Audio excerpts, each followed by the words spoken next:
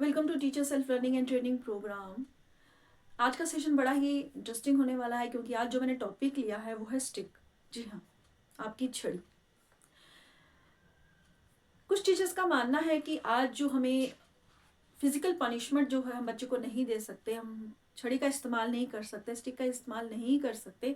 वही रीज़न है बच्चे जो हैं आज पढ़ नहीं रहे, या बच्चे जो है बात नहीं मान रहे, क्लास जो है वो कंट्रोल नहीं हो पा रही।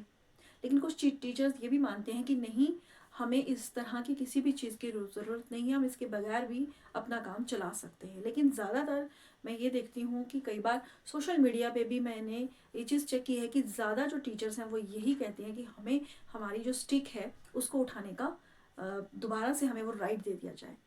तो वो राइट दिया जाए या नहीं दिया जाए, ये इस सेशन का मोटिव नहीं है। इस सेशन में वो मैं डिस्कस नहीं करने वाली हूँ। मुझसे भी अगर आप पर्सनली पूछते हो तो मेरा भी पर्सनल ये है कि नहीं, हमें उस टिप की ज़रूरत नहीं है, हमें चीज़ों को समझने की ज़रूरत है। थोड़ा सा वीडियो ज़रूर लंबा होगा, मैं चाहूँगी कि प्लीज़ आप इसे पूरा देखिए। थोड़ा सा हम स्टिक की, छड़ी की थोड़ी सी हिस्ट्री में अगर पीछे जाएं, तो अगर हम अपना वैदिक पीरियड देखें, अगर हम थोड़ा सा पीछे जाएं और अपना पहला जो, अगर हम इंडियन पर्सपेक्टिव से देखें, तो वैदिक पीरियड में अगर हम देखें तो यहाँ पे कोई भी फिजिकल पनिशमेंट जो थी वो, उसका कोई भी यहाँ पे ट्रेंड नहीं था। यहाँ पे सेल्फ डिसिप्लिन की बात होती थी और उसी तरह से चीज़ें आगे चलती थी। हाँ, नेचुरली यहाँ पे गुरुकुल्स थे और स्टूडेंट्स जो थे नेचुरली कम थे, इतना ज़्यादा रश स्कूल में नहीं था, तो वो चीज़ें मैनेज हो जाती थी, उन गुरुकुल्स में हो जाती थी।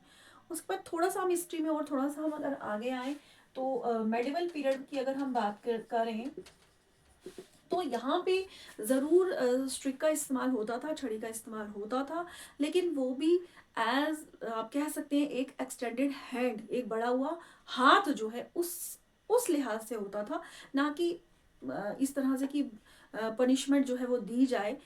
पनिशमेंट भी दी जाती थी थोड़ी सी, अगर आप इसमें सर्च करें नेट पे, पनिशमेंट भी दी जाती थी, लेकिन वो बहुत ही, अगर कोई एक्सट्रीम कोई बात हो जाए तब जाके उस स्टिक का इस्तेमाल जो है स्टूडेंट्स को मारने के लिए किया जाता था।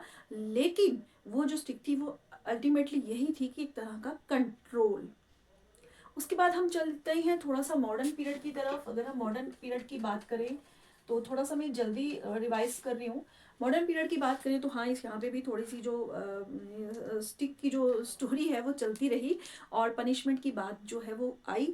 और वो पनिशमेंट भी वही था कि बच्चों को किसी तरह से कंट्रोल किया जाए, किस तरह से देखा जाए। लेकिन आज जो दौर है, आज का जो दौर है, यहाँ अगर हम आज की बात करते हैं तो इंडियन जो स्कूल्स हैं वहाँ पे बिल्कुल भी ये पनिशमेंट जो है, फिजिकल पनिशमेंट, स्ट्रिक का जो इस्तेमाल है, छड़ी का जो इस्तेमाल है, बिल्कुल बैन है। राइट टू एजुकेशन के अंदर साफ कहा गया कि आप किसी भी बच्चे को स्टिक के का इस्तेमाल नहीं कर सकते, आप उसको नहीं मार सकते। वैसे तो जो चाइल्ड प्रोटेक्शन एक्ट है वो तो बहुत कुछ कहता है, लेकिन जनरली ये है कि आप स्टिक का इस्तेमाल नहीं कर सकते, बच्चे को आप मार नहीं सकते। अब थोड़ा सा हम और यहाँ से और पीछे जाते हैं। जब स्कूलिंग थी, जब हम कई बार कह देते हैं कि हाँ, हमें भी टीचर्स जो थे इसी तरह से डांटते थे, मारते थे, हम तो बुरा नहीं मानते थे। तो कई बार मैं अपनी स्कूलिंग को जब याद करती हूँ तो मैं ये देखती हूँ कि क्या मुझे कभी स्टिक से मार पड़ी है, क्या मुझे कभी डंडे पड़े हैं किसी टीचर से। तो मुझे याद आता है कि नहीं, बहुत सोचने के बाद भी याद आता है नहीं। लेकिन हाँ, उस वक्त टीचर के हाथ में स्ट्रिक ज़रूर होती थी, एक छड़ी ज़रूर होती थी, डंडा ज़रूर होता था। लेकिन वो डंडा जो होता था, वो स्टिक जो उसके टीचर के हाथ में होती थी, वो आज मुझे लगता है कि वो एक पॉइंटर या कंट्रोल, या उस टीचर में ही इतना कंट्रोल होता था कि वो बस वो डंडा दिखाकर ही हमें, हम उसी से हो जाते थे कि हाँ, ये टीचर ने बात बोली है, हमें वो चीज़ करनी है। और उस टीचर में भी इतना कंट्रोल होता था कि हाथ में डंडा है, स्ट्रिक है, छड़ी है, लेकिन उसके बावजूद भी हमें, अपने स्टूडेंट्स को उन्होंने कभी इस तरह से मारा नहीं। अब यहाँ सोचने की बात यह है कि ऐसा क्या हुआ कि ये स्टेप्स जो हैं गवर्नमेंट, अभी भी बहुत से, आपको मालूम होगा कि बहुत सी कंट्रीज ऐसी है जहाँ पे ये फिजिकल पनिशमेंट लीगल है।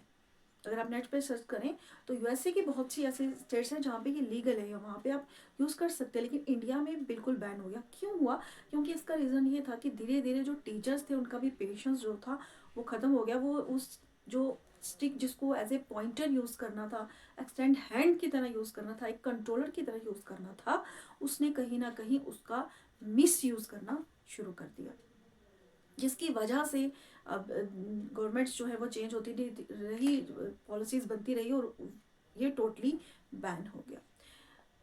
अब आते हैं हम इस बात पे कि ये तो रही आपकी छड़ी की हिस्ट्री।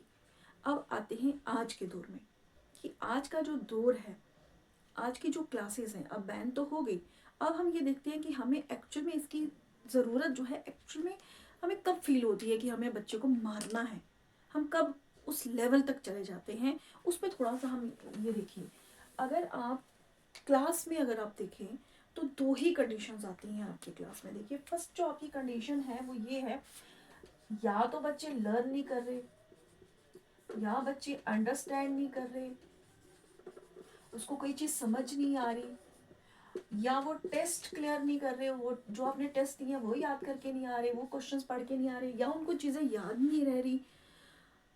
तो जब इस तरह की कंडीशंस है, बच्चा याद नहीं कर पा रहा, समझ नहीं पा रहा, टेस्ट नहीं कर रहा, उसको याद नहीं हो रहा, तो मुझे लगता है कि ये जो प्रॉब्लम्स हैं, ये तो इसके तो हल आप छड़ी के बगैर भी निकाल सकते हैं।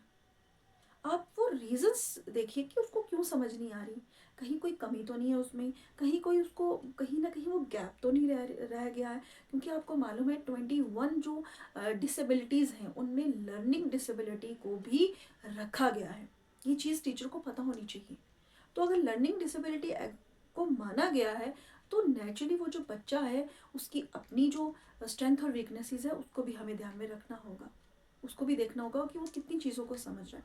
यहाँ पे बहुत सी चीज़ें मैटर करती हैं, उसका एज लेवल क्या है, उसको किस एज में हमने स्कूल भेजा है, वो किस कंडीशन में स्कूल आया है, उसका मेंटल लेवल क्या है, बहुत सी चीज़ें मैटर करती हैं, तभी उसको चीज़ें समझ में नहीं आती। तो मुझे लगता है कि ये जो ए पार्ट है इसके लिए हम रीजंस ढूंढ सकते हैं, हम थोड़ा सा हमें सर्च करना है, थोड़ी सी मेहनत करनी है उस बच्चे पे कि आखिर क्या रीज़न है कि उसको ये चीज़ें समझ में नहीं आ रही। दूसरा पार्ट जब हमें लगता है कि अब हमें बच्चे को मारना ही मारना है, हम बहुत परेशान हो गए हैं, वो ये होता है कि जब कोई बच्चा मिसबिहेव करता है, जब कोई बच्चा मिसबिहेव करता है, जब उसका बिहेवियर, जब वो बदतमीजी करता है, उसको बिल्कुल आसान वे में समझे, जब वो बहुत ही ज़्यादा बदतमीजी करता है, तब हमें लगता है कि भाई अब तो हमारे हाथ में एक छड़ी आए और हम इसको मारें, किसी तरह से इसको थप्पड़ मार के किसी तरह से हम उसको कंट्रोल करें। एक्चुअली में हम कोई दुश्मन नहीं है अपने स्टूडेंट के, हाँ, लेकिन हम उसको सिखाना चाहते हैं, हम उसको कंट्रोल करना चाहते हैं।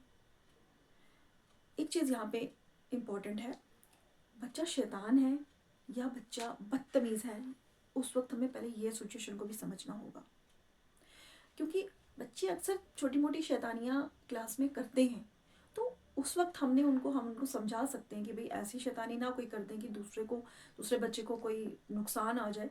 तो बच्चे हैं वो थोड़ी बहुत शैतानी, थोड़ी बहुत अपना इंजॉय कई बार करते हैं, कई बार गप्पे लगाते हैं, कई बार बैठ के ज़ोर ज़ोर से बोलना शुरू कर देते हैं, कोई शैतानी कर देते हैं ना छोटी मोटी, कि जैसे बैग बांध दिए दो बच्चों के, इस तरह से और शैतानी कर देंगे, दूसरे का लंच जो है वो छुपा लेंगे, रबर छुपा लेंगे। तो ये छोटी मोटी जो शैतानी वो करते हैं इसमें तो हम उनके बिहेवियर को समझा के चेंज कर सकते हैं, ये रीजंस भी ढूंढ सकते हैं, इसमें भी कोई ज़्यादा बड़ा इशू नहीं है।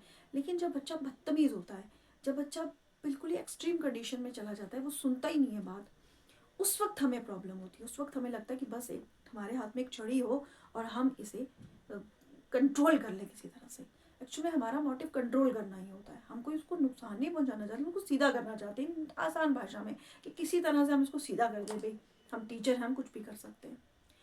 तो उस वक्त आपको क्या करना है, देखिए अगर आपकी क्लास में कोई ऐसा बच्चा है जो बदतमीज़ है, पहले तो आप अकेले कुछ नहीं कर सकते। अगर वो मिसबिहेव कर रहा है तो आपका कसूर नहीं है, क्योंकि आपने नहीं उसको सिखाया। कोई क्लास, कोई स्कूल अपने बच्चों को मिसबिहेव करना तो नहीं सिखा रही। तो सबसे पहले आप अकेले कुछ नहीं कर सकते, आपको पेरेंट्स को इन्वॉल्व करना ही होगा, उसके माँ बाप को इन्वॉल्व करना ही होगा। और कई बार तो इतनी वर्स्ट कंडीशन होती है कि वो माँ बाप जो होते हैं वो ही बच्चे को वो मिसबिहेव सिखा रहे होते हैं, वो ही उनका बिहेवियर ऐसा होता है कि बच्चा ही वो ही देख देख के वो चीज़ें सीख रहा होता है। ये कंडीशन भी होती है। तो उस वक्त आप क्या करेंगे, उस वक्त तो फिर आप पेरेंट्स को भी इन्वॉल्व नहीं कर सकते, पेरेंट्स को भी इन्वॉल्व नहीं कर सकते। अब आप क्या करेंगे, मारेंगे उसे, मारने का उस पर क्या असर होगा, वो आगे ही बदतमीज़ है। वैसे तो मारना नहीं है, बंद है, बैन है, इलीगल है, लेकिन मैं एक एग्जांपल ले रही हूँ। जो आपके मन के भाव हैं, आपके क्या हमारे भी होते हैं कई बार कि हम किसी तरह से उसको सीधा कर दें बच्चे को। तो कुछ टिप्स मैं यहाँ पे दे देती हूँ, अगर आपके लिए वर्क करते हैं और आपको भी अगर मालूम है तो प्लीज़ आप भी इस वीडियो के कमेंट में ज़रूर बताइए कि जो और भी टीचर्स के लिए हेल्पफुल हो। अगर कोई बदतमीज़ है तो हमारे भी क्लासेस में होते हैं एक आध बच्चा, तो सबसे पहले तो हमने क्या करना है, पहला पॉइंट ये करना है कि हमने उस बच्चे को अपनी नज़रों के सामने रखना है। उसको ये लगना चाहिए कि टीचर जो है वो पूरे उस टीचर की नज़र मेरे पे है, चाहे आपका पीरियड है या नहीं है। उसके बार बार कहिए कि बेटा मैं तुझे देख रही हूँ। ये नहीं कि आपका सब्जेक्ट निकल गया और अब आपने उसको कुछ भी करने दिया। आप उसकी फॉर्म टीचर है, सब्जेक्ट टीचर है, आप उसे बोलिए बार बार कि मैं तुझे चेक कर रही हूँ भाई, मैं तुझे हर टाइम चेक कर रही हूँ, आप क्या कर रहे हो, मैं पूरी आपकी एक्टिविटीज़ चेक कर रही हूँ। आप देखेंगे वो धीरे धीरे धीरे धीरे ज़रूर उसमें चेंजेस आएगी, क्योंकि उसको लगेगा कि अब मुझे तो कोई चेक कर रहा है, मैं कुछ धीरे धीरे उसको वो कंट्रोल बिहेवियर में आता है बच्चा। अगर ये ट्रिक काम नहीं कर रही तो एक और ट्रिक है। आप पहली टिप तो ये है कि आप उसको हमेशा अपने नज़रों के सामने उसको एहसास दिला दीजिए कि आप तुम मेरी नज़रों के सामने हो। दूसरा, आप उसको कोई रिस्पॉन्सिबिलिटी दे सकते हैं। ऐसे बच्चों को बिजी अगर आप रखेंगे तो उससे भी कुछ ना कुछ आपको बेनिफिट ज़रूर होगा। अगर वो मिसबिहेव कर रहा है तो आप उसको कुछ ऐसी रिस्पॉन्सिबिलिटी दीजिए जिससे वो समझे, अपनी रिस्पॉन्सिबिलिटी को समझे, और वो जो बदतमीज़ी कर रहा है वो उससे हटे, उससे हट जाए। धीरे धीरे धीरे ही होगा, लेकिन ये कई बार ये वर्क कर जाते हैं, ये चीज़ें वर्क कर जाती हैं। इसी तरह से आप टाइम टू टाइम उसकी काउंसलिंग करते रहिए, उसे समझाते रहिए। यहाँ पे आप उसका कंपैरिजन भी कर सकते हैं कि जो बच्चे बदतमीज़ नहीं हैं, जो आराम से क्लास में बैठते हैं, देखो उन्हें सब टीचर्स उनको लाइक करते हैं, आपके लिए ऐसे बोल रहे हैं। तो आप धीरे धीरे उनको एहसास दिलाइए कि जो तुम कर रहे हो ये सही नहीं है, ये सही नहीं है। तो इस तरह से हम और भी इनोवेटिव चीज़ों को लाके, इनोवेटिव आइडिया को डिस्कवर करके कि वो बच्चा क्या सोच रहा है, उसकी स्टोरीज को सुने, उसको सुने एक्चुअली में वो क्यों ऐसा कर रहा है, कहाँ से ये बिहेवियर आ रहा है, उसको समझें। अगर उसके घर से भी आ रहा है तो भी हम उसको समझाएं कि बेटा वो आपके पेरेंट्स हैं, ठीक है, अगर वो कुछ गलत कर रहे हैं तो इसका मतलब ये नहीं है कि आप भी गलत करोगे। अगर वो, कई बार हम देखते हैं जो हमारे गाँव में वगैरह स्कूल होते हैं तो कई बार पेरेंट्स जो है वो ऐसे वर्ड्स यूज़ कर रहे होते हैं जो उनको नहीं करने चाहिए। तो अगर वो ऐसा कर रहे हैं तो हम बच्चे को समझाएं कि भाई अगर वो एज ए पेरेंट वो कर रहे हैं तो आपने नहीं करना, अगर वो कुछ गलत कर रहे हैं तो आप क्यों कर रहे हो। तो जो एज ए टीचर स्कूल में जितनी देर बच्चा आपके पास है, आप जितना उसके लिए कर सकते हो वो हमें करना होगा। क्योंकि अगर सिर्फ देखिए, मैं ये समझती हूँ कि पहले तो अगर मारना बैन हुआ है तो इसके बहुत से रीजंस हैं, साइकोलॉजिकल रीजंस हैं बहुत से। क्योंकि कहीं कहीं ना कहीं जो मारना है वो सेल्फ स्टीम को तोड़ के रख देता है, बच्चे के कॉन्फिडेंस को तोड़ के रख देता है। इसका बहुत बुरा प्रभाव पड़ता है मारने का। हम नहीं देखिए, अगर हम मार रहे हैं, अगर हम मान लीजिए हमारे पेरेंट्स ने हमें वैसे ही पाला और हम यही आगे दे रहे हैं, वही आगे दे रहे हैं, वो मार मार मार के एक दूसरे को हम क्या जतलाना चाहते हैं कि हम तुमसे ज़्यादा पावरफुल हैं, हम मार सकते हैं। क्यों जतलाना है, हम क्यों उनसे पावरफुल बनना चाहते हैं। हम सिर्फ उनको सिखाना चाहते हैं, हम उनको कंट्रोल में लाना चाहते हैं, कंट्रोल में ला के हम उनको कुछ देना चाहते हैं। क्योंकि सबसे बड़ी बात है डिसिप्लिन। अगर वो डिसिप्लिन में रहेंगे तो सीखेंगे, तो उसके लिए उनको सुनना होगा, उनको सुनना होगा और उनकी बात को हमें सुनना होगा। तब ये टू वे जो प्रोसेस है ये निकल कर सामने आएगा। और भी बहुत सी बातें हैं, आप टीचर्स हो, मुझे लगता है कि इस सेशन से आपको कुछ ना कुछ वैल्यू ज़रूर मिली होगी और आप चीज़ों को समझेंगे, आप खुद भी डिस्कवर करेंगे इन चीज़ों को। और भी कुछ अगर आपके माइंड में है तो प्लीज़ आप मुझे कमेंट में ज़रूर बताइएगा। Thank you.